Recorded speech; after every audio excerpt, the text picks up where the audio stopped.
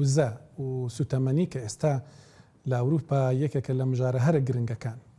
بۆ نمونە من خۆم ئەمڕۆ ئۆتۆمبیلەکەم بە 120 یۆرۆ پڕ کرد، پڕ سوتەمەنی کرد.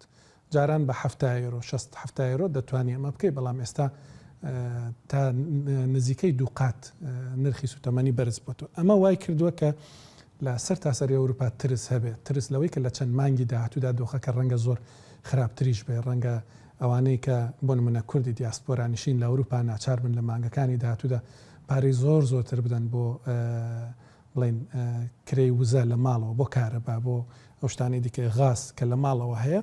هۆکارەکەشی ئەوەیە کە شەڕ لە ئوکرانیا لێوە لەرزەکەی لێرێ لە ئەوروپا. پێم خۆشە وردەکاری زۆرتر لە راپۆرتێکدا ببینن. دواتر میوانەکەم دەبێت مامۆستای زانکۆیە لێرە خۆشی کۆمپانیایەکی هەیە لەگەڵ کۆم بڵێن دامەزراوە گەورەکانی ئەڵمانیا کار دەکات لە بواری وزەدا.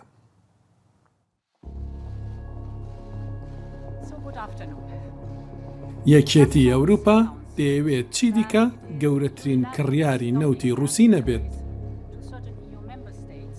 تیرێکە و لە جەستەی برینداری ئەوروپیەکاندایە بمێنێتەوە ئێشی هەیە، بەڵام دەڵێن دەری بهێنین ئێشی کەمتر دەبێت. ئێشەکە بۆ ئەڵمانیا لە هەموو وڵاتانی دیکە زیاترە. لەگەڵەوەشدا ئەویش ڕازی بووە تاوەکو کۆتایی ئەم ساڵ بە یەکجاری واز لە کڕینی نەوتی ڕووسی بهێنێت. هەنگاریا و سلۆڤینیا ئەو وادەیەیان پێزووە و دەترسن کاریگەری ئابووری وازهێنان لە نەوتی ڕووسی زۆر گەورە بن بۆیان.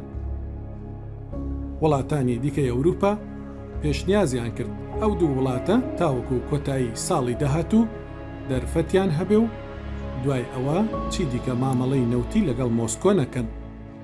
وازاندرا هەموو شتێک تەواوە و کۆدەنگی ئەوروپی دروست بووە.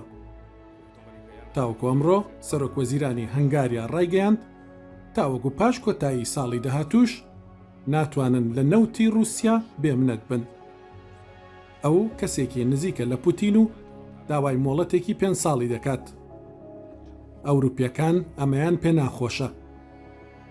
بەڵام هەموو بڕیارێکی یەکێتیەکە ڕەزامەندی هەموو وڵاتانی ئەندامی دەوێت.